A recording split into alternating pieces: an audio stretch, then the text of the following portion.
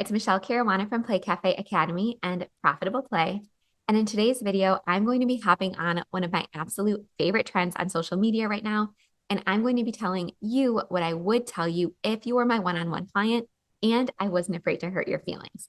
Now, full disclosure, if you are a one-on-one client or if you are in my group coaching program, Playmaker Society, or if you've taken my courses, or if I've ever reviewed your business plan, because if you purchase my business plan toolkit, you can upgrade it to include a business plan review for me where I kind of go line by line, catch any red flags, note anything that jumps out at me.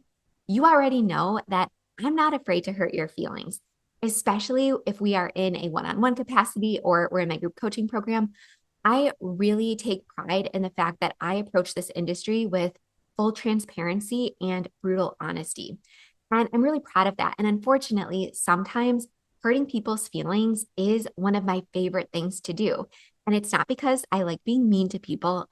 It's because I know that I'm helping to prevent someone from making an extremely detrimental and often extremely expensive mistake, sometimes that they won't have the power to undo once they're locked into a lease or once they start their build out or once they've already opened their doors. So this video is really aimed more at people in the planning phases, prospective indoor playground owners.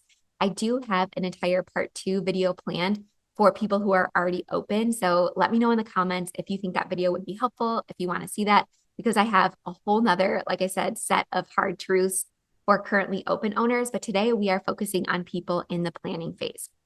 So even though, again, if you've worked with me in any capacity other than watching my free content, you'll know I'm already not afraid to hurt your feelings. But sometimes on YouTube, sometimes in my podcast, I'll kind of catch myself delivering information, not with, any rose-colored tint over it or anything like that, because I still am fully transparent and very honest. But sometimes I soften the information a little bit, or I'll deliver it with kid gloves, so to speak. So today we're going to kind of cut out all of that. I'm just going to speak from the heart with my full chest, and I'm excited to kind of dive into this. And this list is unfortunately things that I have to say, that I have to point out to clients all the time. This is not a hypothetical list. These are hard truths that I find myself delivering all the time. So again, if you're my one-on-one client, you're probably not afraid, you're probably not surprised rather to hear any of this. So let's cut to the chase. The first one is that no one wants to fund your dream, and your funding responsibility is on you and you alone. And this one, again, is becoming more and more common. So I wanted to start here. More and more prospective owners are setting up GoFundMe's asking for $20, $30, even $50,000 to help them open their indoor playground. And they're kind of saying, I have this idea, I have this plan, I need your help to bring it to fruition. And here's the truth. Parents in your community do not want to fund your startup. They're not sitting around waiting for a chance to donate their hard-earned money to a business that might materialize at some time, that doesn't have any real concrete plans, that doesn't even have a location picked out. And yeah, that they might visit from time to time. But I promise you, they're not just sitting around waiting for this opportunity. They're already dealing with increasing prices, childcare, school expenses, groceries, and just life. Again, your dream is your responsibility, not theirs. Can crowdfunding work? Sure, if you use it strategically. Crowdfunding should really be used more as a marketing tool than a funding tool. And it works when your goal is very small, like $5,000 or less. The perks are really strong. So you're not just asking for contributions, you're giving founding memberships, early access, names on the wall, something like that. And when it builds buzz and captures early adopters right before you open. So you probably already have your sign up. You already have your social media pages set up. Everything is very tangible. And again, you're just working to build excitement. It's not just a pipe dream that might happen at some time. Crowdfunding should not ever be the main source or even a main source of launch capital. If you want real funding, and if you're not able to get it from a bank or from personal savings, instead look to business sponsors, not local families. Businesses like pediatric dentists, swim schools, realtors, orthodontists, financial advisors, local insurance agencies. These businesses need access to families and have marketing budgets.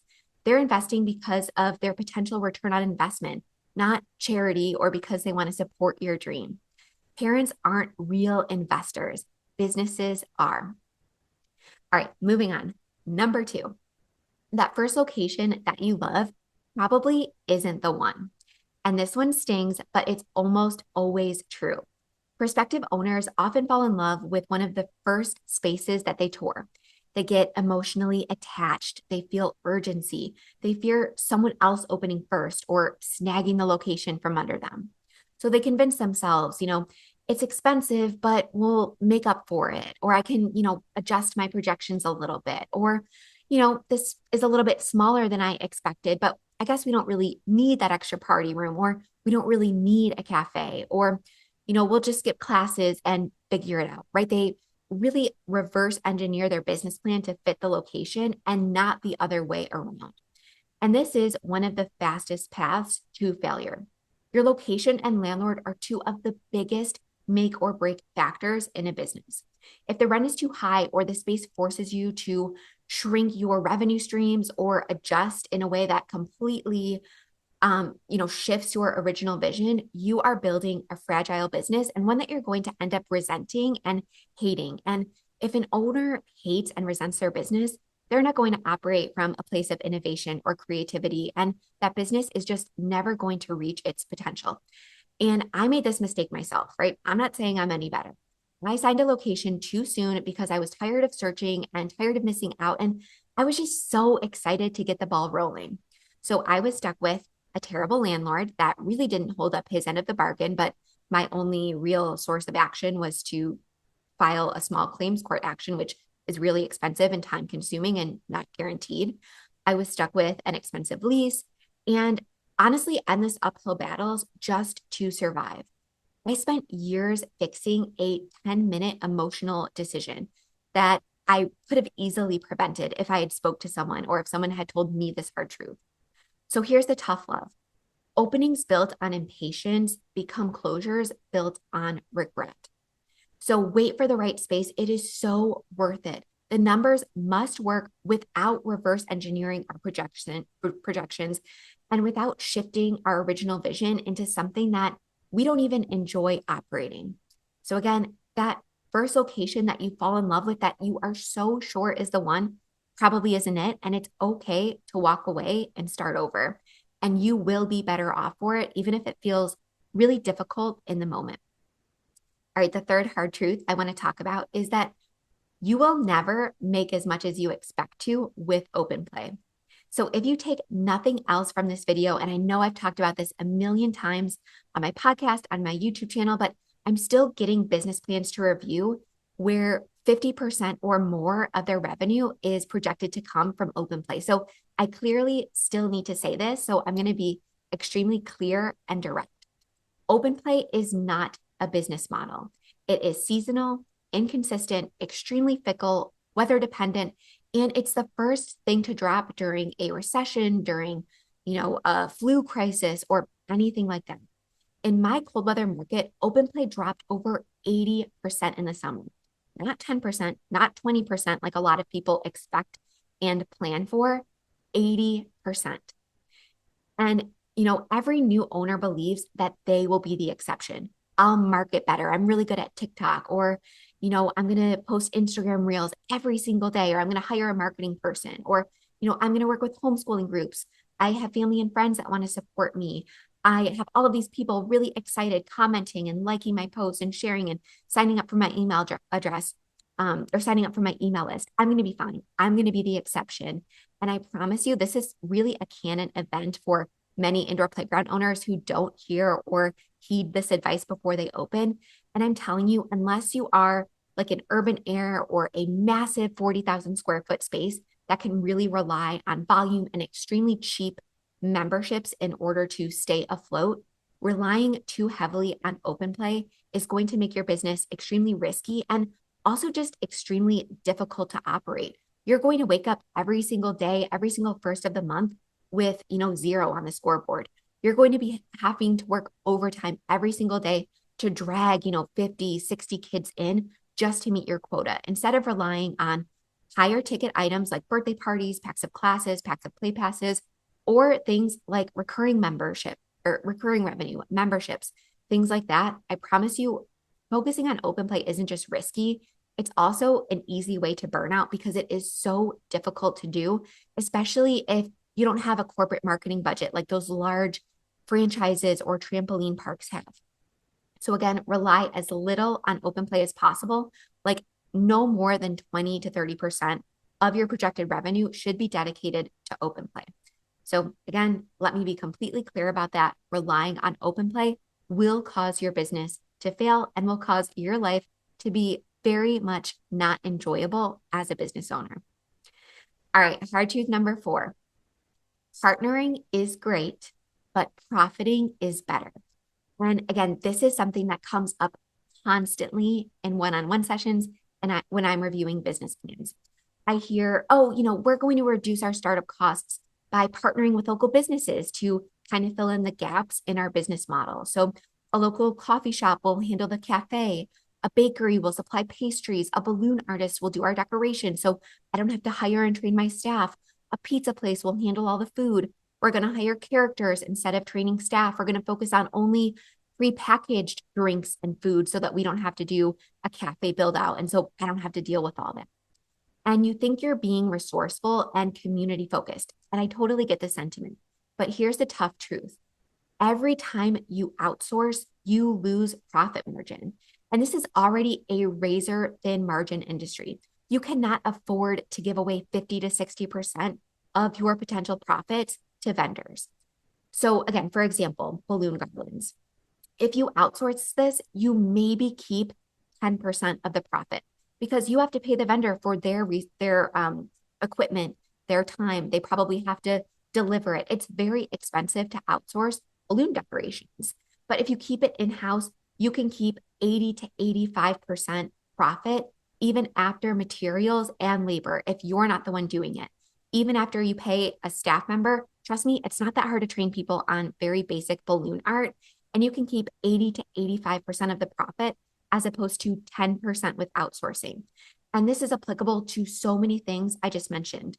Simple pizzas, basic snacks, and a minimal cafe menu are not huge undertakings. Do not let anyone tell you that it is. And do not let anyone tell you that adding a cafe is too expensive because you will make up for it in profit very quickly, quicker than you ever thought possible.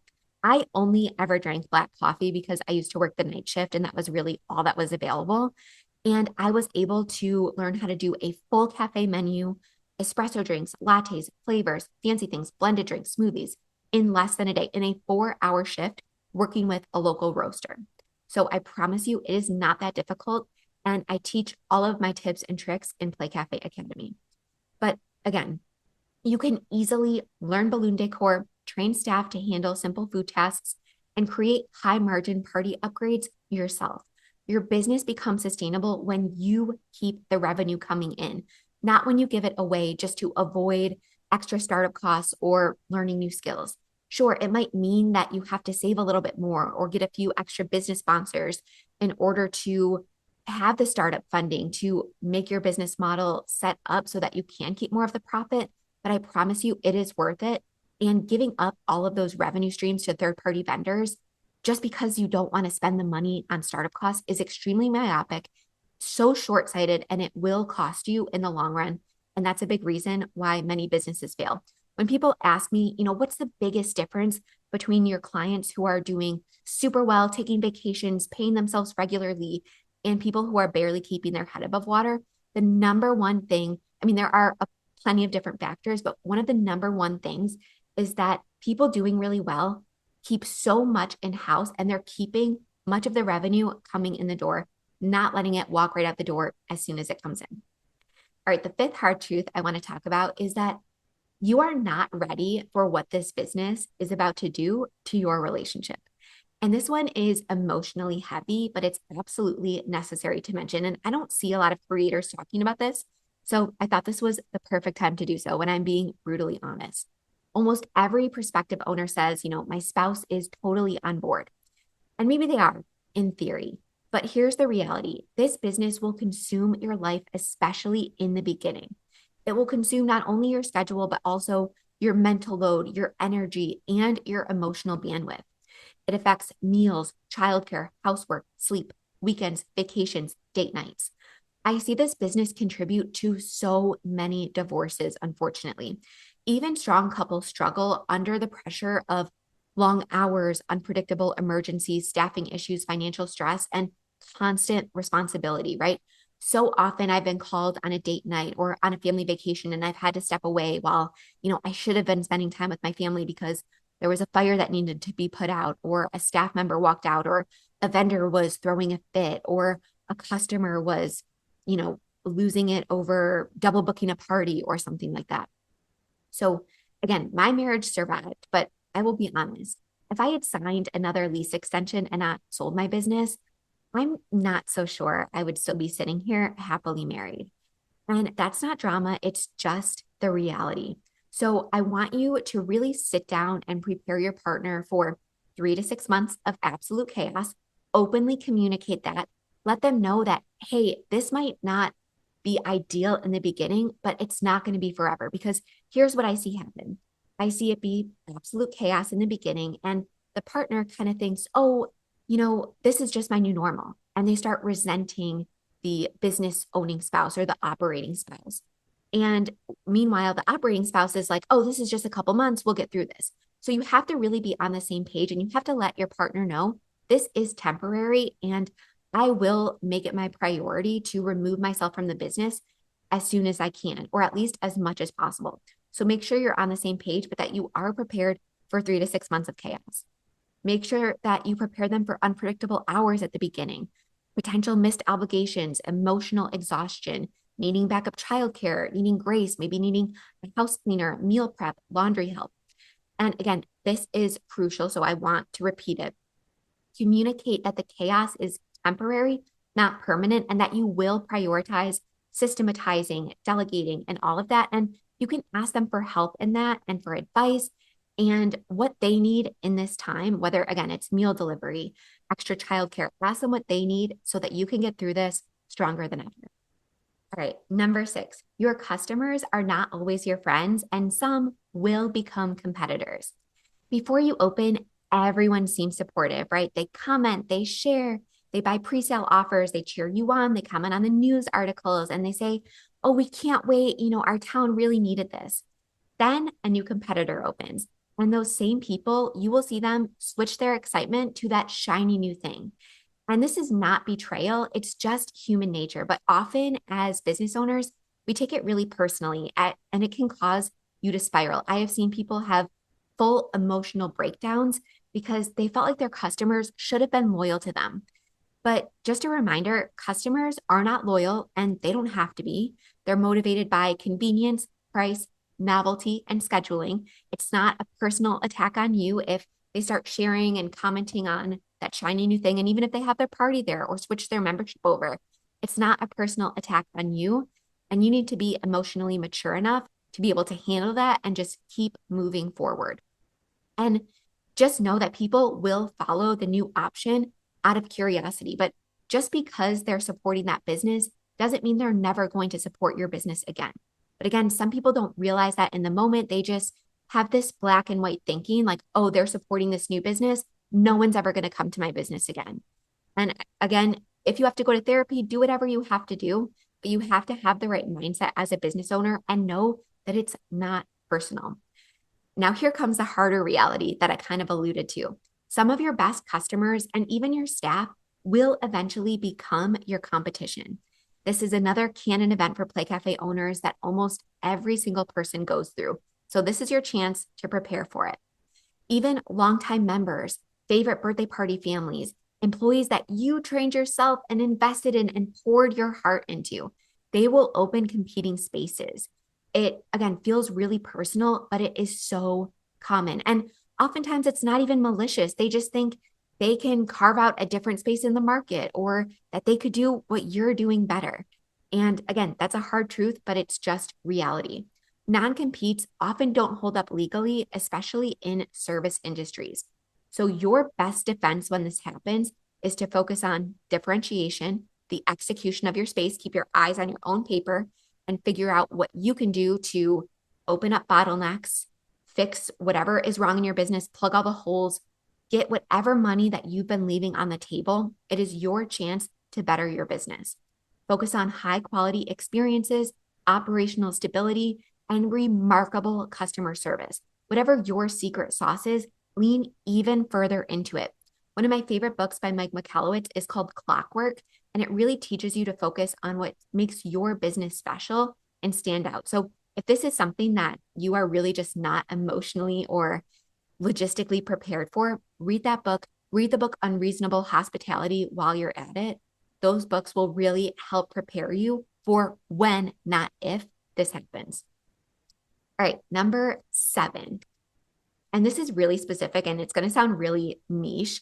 But I promise you, I say some version of the sentence like at least once a week. But you are not going to make $80,000 a month with a $200,000 build out and a $50 monthly marketing budget. You're just not. Okay. The math is not mathing. If you think you can rent a simple space, fill it with Amazon and Melissa and Doug, and spend $50 just boosting posts or buying brochures and flyers, and still pull in 50 to 80 kids a day, even 30 to 40 kids per day, it's not going to happen. High revenue requires a real investment, a real brand that you invest in, a real build out that is completely custom and wows parents, a real marketing budget that is commensurate with what you plan to make, a real full team that allows you to work on your business and not in your business, and real systems, a lot of investment in tech, automation, the best tools in the business. So if your revenue expectations are high, that's absolutely fine. You can absolutely make $80,000 per month in this business. But if your investment is low, there is a major misalignment. Your numbers must reflect reality, not hope. So again, make sure there is not a disconnect between how much you plan to invest, both startup and monthly, and how much you plan to make. Make sure your numbers are not even in the ballpark that I mentioned. And I do have an entire video kind of breaking this down. I don't want to get too far into the weeds, so I will link it below this video if you kind of want to dive deeper into projections, how much opening an indoor playground costs, and how much you can expect to make as an owner. All right, number 8, we're almost done. Your business partnership probably, most definitely won't work out. I'm talking about non-spouse partnerships here. So friends, siblings, cousins, neighbors, fellow moms. I'm going to be blunt again and say this with my whole chest. I have never seen these partnerships work out long-term. They usually lead to burnout, resentment, legal disputes, expensive legal disputes, relationship breakdowns, and very expensive partner buyouts. And honestly, you think that you are reducing your workload by half and reducing your startup cost by half by bringing on a partner. In actuality, having a partner doubles the complexity of every single aspect in your business. You suddenly need consensus and communication on pricing, hiring, events, policies, scheduling, investments, marketing, vendors. You lose agility, and agility is everything in this business. Money loves speed. You need to be able to change a price or a menu item on a dime. You need to be able to launch a new revenue stream, or like in a video I just created, I talked about how an after school program may close and you have the opportunity to absorb that class list. You need to be able to make these decisions at the drop of a hat. And when you lose autonomy and speed, when you have a business partner, you lose everything. And honestly, this part is also unavoidable. Each partner will always feel like they are doing more, like they are contributing more to the business, even if in reality they're not.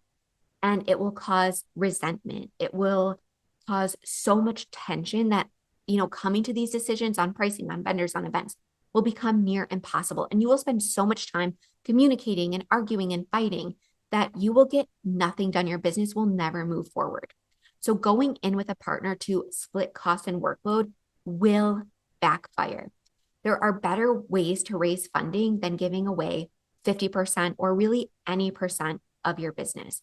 And when we talk about, not splitting the workload evenly, if one person says, oh, I'm going to be doing operations, and one person says, I'm going to be doing marketing and financials, those might be equal in terms of hours spent, but they are not monetarily equal. If you were to outsource, mopping the floor, it's going to cost something much different than outsourcing doing a business's financials, or marketing. So if there is any division or any disparity in terms of what people are contributing, it is going to be a disaster. And there is almost a disparity, whether it's in actuality, in reality, or whether it's just in someone's mind. And someone could get hurt. Someone could not be able to hold up their functions of the business, whether somebody gets sick, they have an obligation, their child gets sick, their family member gets sick, they have to care for aging parents. So many things will pop up. And again, this is just going to cause both a professional and a personal nightmare.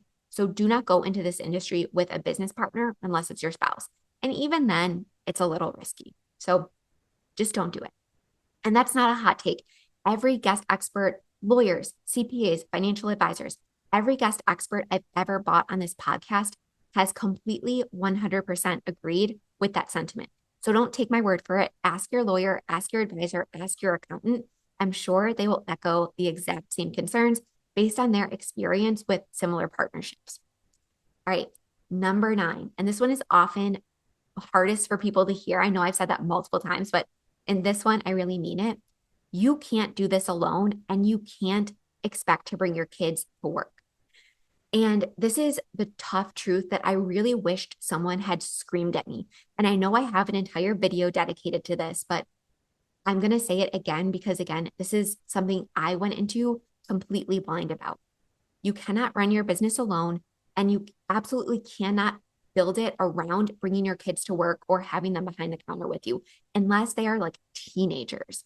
Kids will get overstimulated, demand your attention, make messes, and they're going to act out because they feel ownership over this space. And they're going to have attention-seeking behaviors because they see that your attention is elsewhere. They know that you have other obligations, but it's just in their nature as little kids to want to do anything to get that attention back. And I'm telling you, customers will lose trust in you if they see that your hours are constantly changing, if you're having to close early or cancel an event because little Johnny is sick. If you're always having, these issues come up because of childcare, if your kids are tantruming behind the counter, or if they're hitting or abusing toys or having attention-seeking behaviors in the play area while you're working, or if you're always looking overwhelmed, if you're always running around with like a chicken with your head cut off, they're going to lose trust in you. And sure, they might still come for open play, but they will not book parties. They won't buy memberships. They won't trust you with events. Birthdays and other high ticket or recurring revenue items like memberships, that's a lot of hard-earned money that you're asking people to fork over. So again, if they feel like you're unreliable or your business is too risky because it so clearly relies on only you, and just as one person, you just cannot realistically have a business rely wholly on you. No superhuman even could do it. So if they see, even that hint of fickleness or unreliability, they will not invest their special moments in you. They're not going to invest in your high ticket items because they just view you as not professional enough and not trustworthy enough. And when people come to me oftentimes and say, I have these beautiful birthday parties, or I have this beautiful space that I invested in, nobody's buying memberships. I'm doing all your marketing tips. I'm really, giving it my all when it comes to marketing, sharing my space. I did everything right.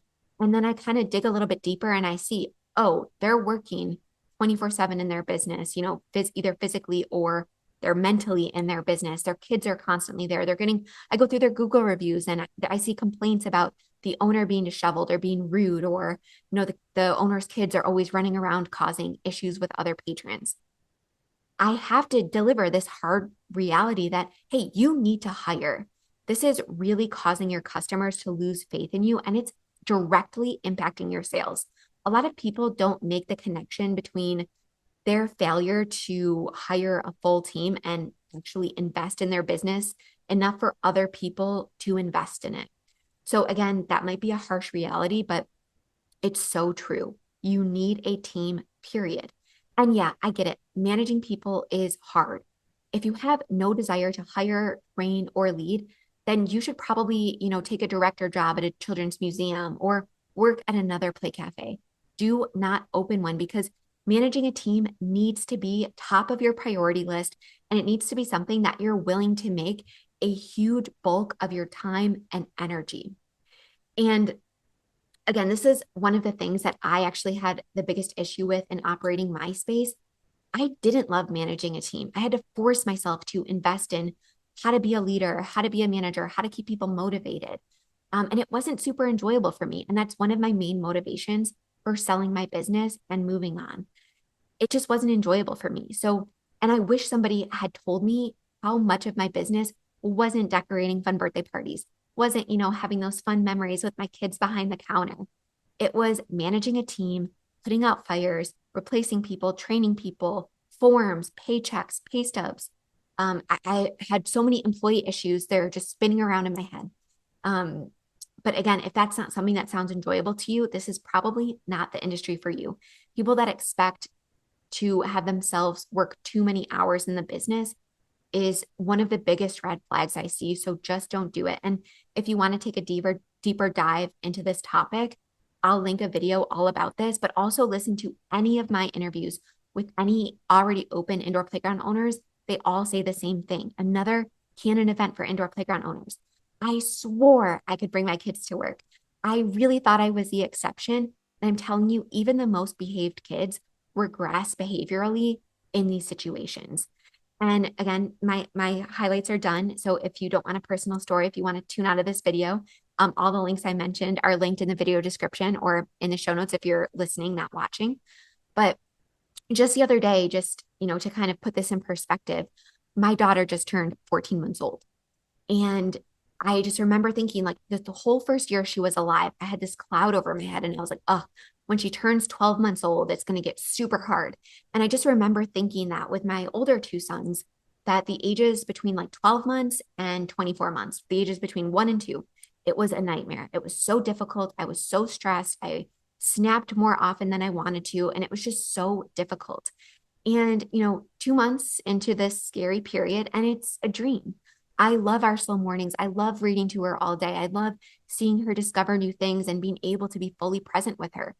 And I had this really awful, harsh reality the other day when I was laying in bed and I realized, oh, I didn't hate that stage because it's just outright a difficult stage. Sure, it has its challenges, but it was so difficult for me because I was forcing my kids to live up to these expectations that no toddler can live up to.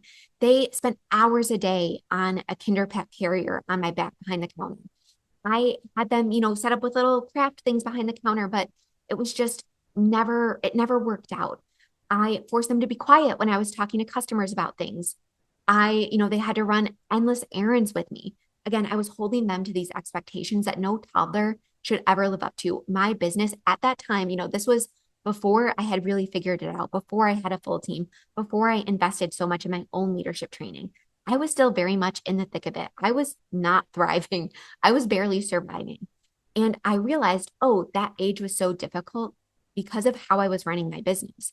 And I really missed out on such a magical time in my first two kids' lives because I didn't invest enough in my own team, because I put them in an environment that was very difficult for them to be toddlers in and for me to parent in. So, again, unless your kids are literal teenagers or they're in school full time, even if they are in school full time, do not let your business rely too much on you. Invest in your team. It will pay you back tenfold if you allow your team to become money generating assets and not just a cost line item on your spreadsheet. Learn to invest in your team, keep them motivated, and I promise you, your business will be more sustainable and thrive because of it. All right, I hope you enjoyed this video. So if you're still here, you are probably either feeling overwhelmed, and that's okay, or you're feeling more determined than ever to build a business rooted in reality. And that's great. Both are valid. Again, my goal with this video wasn't to scare you. It was to prepare you and to prevent you from making extremely costly, very difficult to undo mistakes. A play cafe can be joyful, profitable, and deeply meaningful and impactful to your community, but only if it's built with clear eyes and realistic expectations. On the other hand, a play cafe built on fantasy numbers, wishful thinking, and denial can steal your time, money, peace, and your relationships. If you want help building a plan that actually works, I've linked my Play Cafe Academy program, my business plan toolkit with an optional review from me. I've linked all of those resources, as well as all of my free content, my podcast, my other popular YouTube videos below this video. I would love to be a small part of your journey. And again, continue not being afraid to hurt your feelings. Let me know in the comments if you want a part 2 to this video, more geared towards established indoor playground owners. I'd love to give it to you, but I hope you have an amazing week. And let me know if you have any other video suggestions. I love doing this stuff. So bye for now. Have a great week.